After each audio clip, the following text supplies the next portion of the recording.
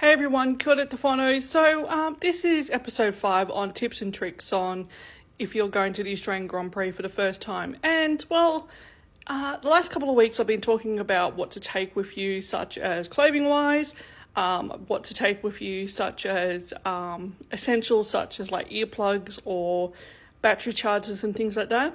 But this week I'm actually going to talk about where can you actually see the drivers and if you want to get anything autographed. Hi, my name's Lauren. I have been to 3 Grand Prix so far. I have been to 2 Australian Grand Prix and 1 in Singapore. By no means am I an expert on this, but these are tips and tricks of things that I've actually used that helped me survive my Grand Prix weekend. Anyway, talking about where can we see drivers and things like that. Now, there is a place at the Australian Grand Prix called the Melbourne Walk. And majority of the drivers do actually walk up through the Melbourne Walk, and this is where you can actually see them, get autographs, take photos, and things like that. But I'm going to just say majority because there are drivers such as K-Mag, Lewis, Fernando, Checo, and maybe just a lot more of the seasoned drivers, I would say, who don't go to Melbourne Walk or don't really use it. The exception would be Lewis from last year, who did go up once on the weekend, but that was the first time in a very long time he had actually done that. Now, if you want to actually see the drivers at the Melbourne Walk, my best bet for you is to get to gate 1 as early as possible. Usually you would see people camped out there about 5 or 6 o'clock in the morning, even though the gates might not open until 8:30, 9 o'clock, or even on the Thursday at 9:30, 10 o'clock. That's kind of the thing you have to actually be prepared to do if you want to actually see the drivers. The other thing also is I hope you've got your sprint training ready, because you'll need to actually run as fast as you can and then over the overpass to get to the Melbourne Walk. It is approximately about a 600 metre run, I would say. But if you are there early and you are pretty fast on your feet, you can probably get to the Melbourne Walk very quickly.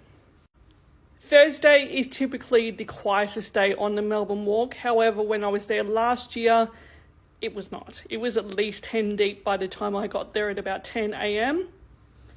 And honestly, the crowds did not really die off all day. They literally stayed pretty much stagnant the entire time.